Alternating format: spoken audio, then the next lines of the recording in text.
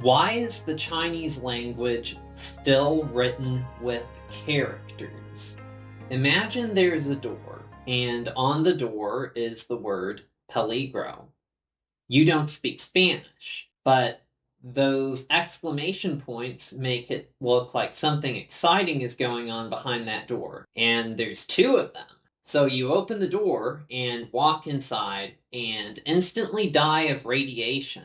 Now imagine that there was a biohazard sign on the door instead. You probably wouldn't have opened that door. Keep this illustration in mind for later. Chinese characters. Hanzi. Everyone has heard of them. It's what most people think is the hardest thing about the Chinese language. It's actually not, but that's for another video. But why do they still use thousands of characters instead of adopting a simpler writing system? Well, they actually have a good reason. On the surface, it doesn't make much sense that Chinese still uses such a complicated writing system. After all, you don't see Egyptians writing with hieroglyphics today. Even by the time of Cleopatra, they had long been mainly confined to inscriptions on temples.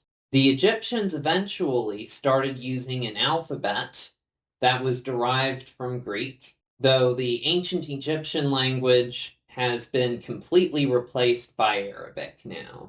English, Spanish, and many other languages use the Latin alphabet, where you only need to learn 26 symbols, versus the tens of thousands of characters in Chinese. Okay, most of those characters are obscure or archaic, and even native speakers don't know them. But still, 3,000 to 4,000 symbols is a lot more to memorize than 26. Several other Asian languages, like Korean, used to be written with Chinese characters, but now use alphabets. The Hokkien dialect, which is also spoken in Taiwan, can be written in either Chinese characters or in the Latin alphabet. Most Chinese school kids learn Mandarin phonetics with the Latin alphabet. They teach Chinese kids how to pronounce the characters by using letters. This system is called pinyin. If you are a Chinese as a foreign language learner like me, you probably learned this system. Now in Taiwan, they use a different system called bpmf to learn phonetics. But it's basically an alphabet, just a different one than ours. So if they're already using letters to teach Chinese, why not just replace the characters entirely? I'm here to tell you that using Chinese characters makes perfect sense for Chinese, and that this is the best and most logical writing system for Chinese to use. Here are 5 reasons. The first reason is that Chinese characters united China. As you know, China is a big country. And ruling over a big country is harder than ruling over a small country. A long time ago, China was divided into different kingdoms.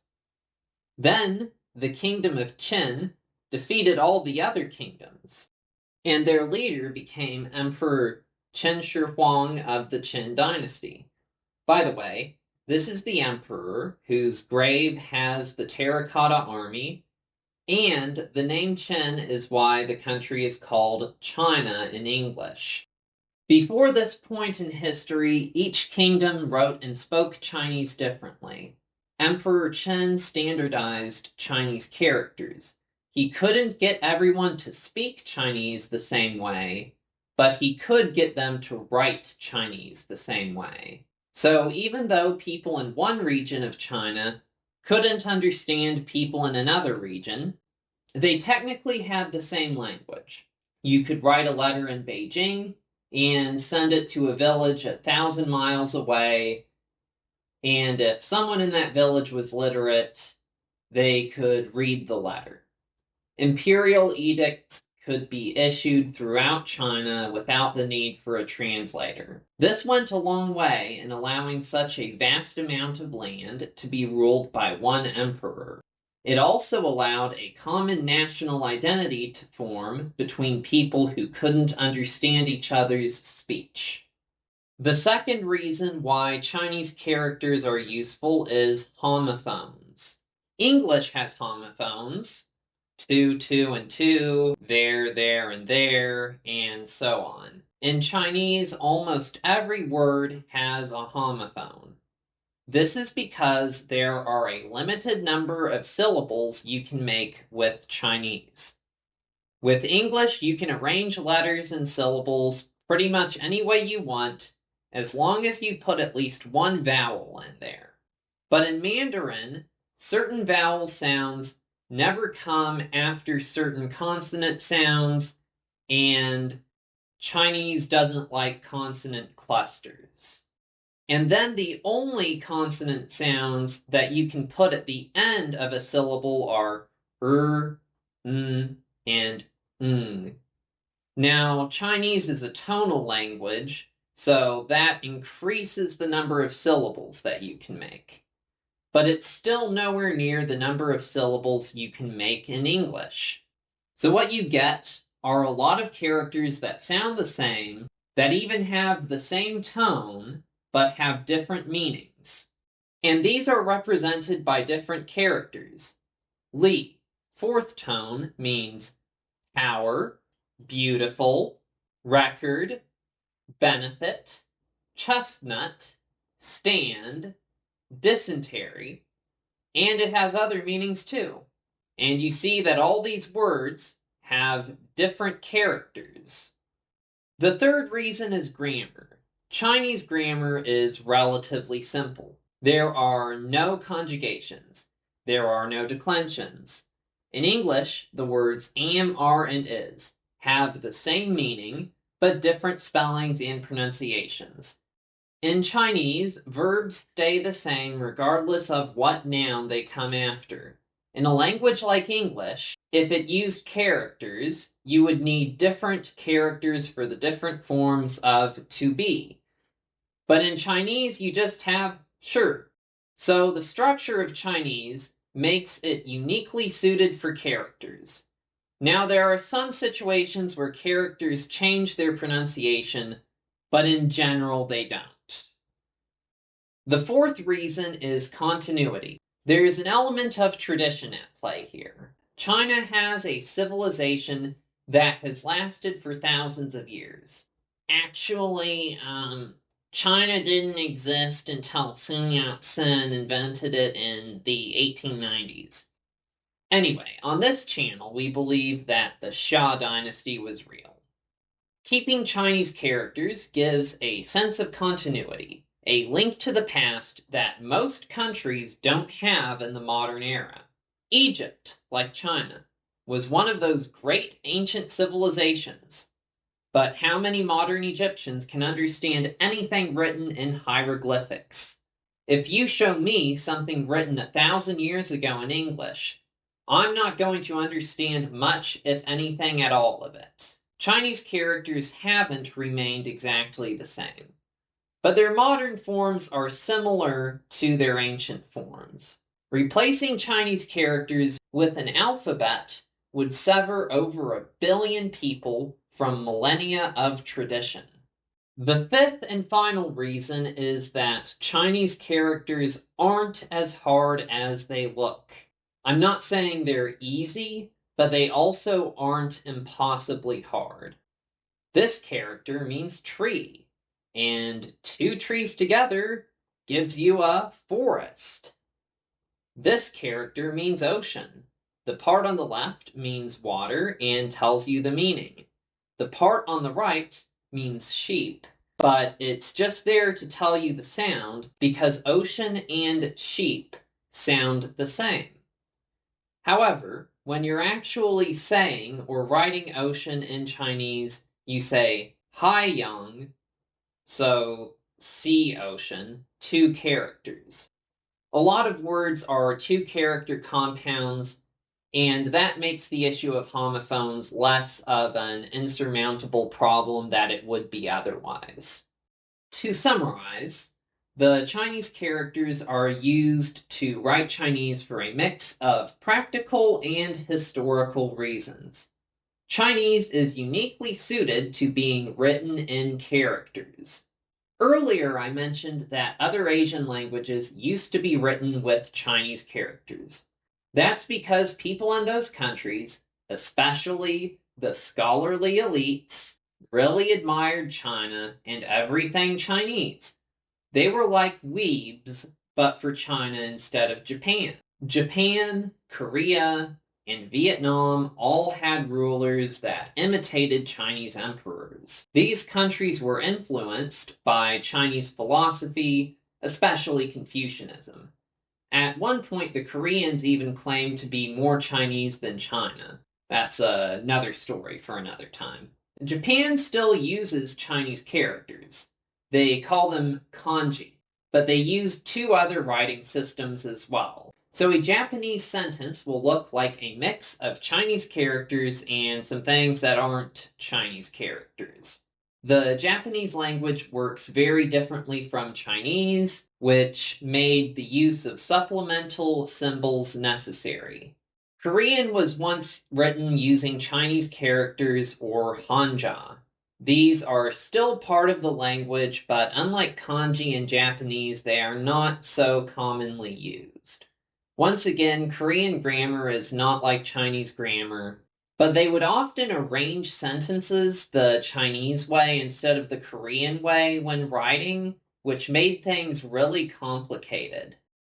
In the 15th century, the Korean king Sejong wanted to increase literacy in Korea, so he invented an alternative writing system called Hangul.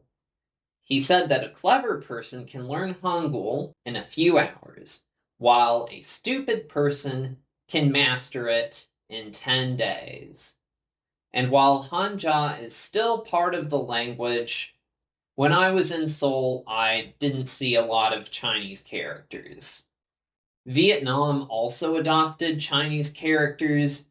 They invented a system called Chunam, where they used Chinese characters and even added some unique Vietnamese characters. Just like Hanja in Korea, Chunam was needlessly complicated. When Vietnam was colonized by the French, they switched over to a modified version of the Latin alphabet.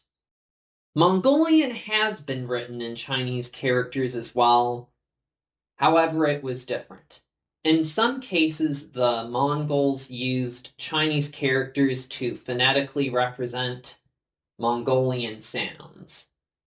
But that was a long time ago, and today Mongolian is written either in the Mongolian alphabet or with the Cyrillic alphabet, which was imported from Russia.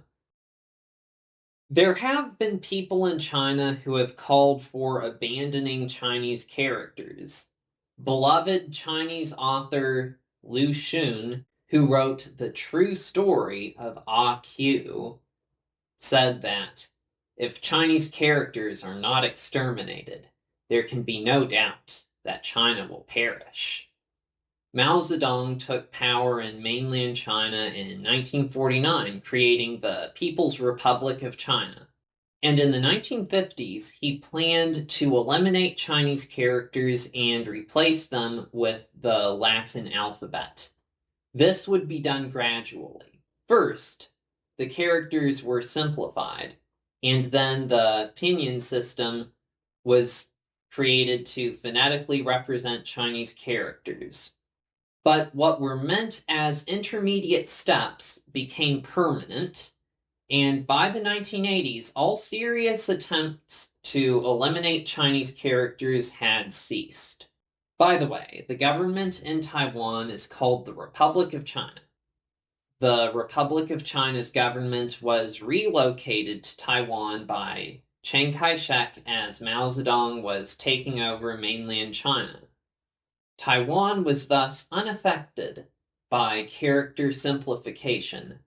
Chiang Kai-shek doubled down on traditional and Mao Zedong simplifying the characters put an end to any chance of the characters being simplified in Taiwan.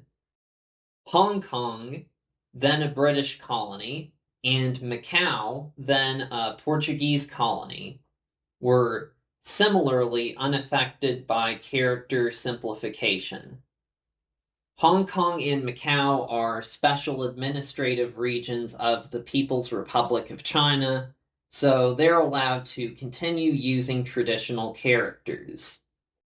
Singapore introduced simplified characters in the 60s and 70s. So if you're going to Taiwan, Hong Kong, or Macau, learn traditional, and if you are going to mainland China or Singapore, learn simplified, though English is an official language in the latter. Typing has made communication in Chinese a whole lot easier. There are many ways to type Chinese, but the easiest way, in my opinion, is to type in pinyin and a box will come up with character suggestions. Now there's a downside. Typing has also caused even a lot of native speakers to forget how to write some of the more complicated characters. But modern computers and phones have made using Chinese characters, simplified or traditional, a lot less complicated. So that's why Chinese still uses characters. 再见.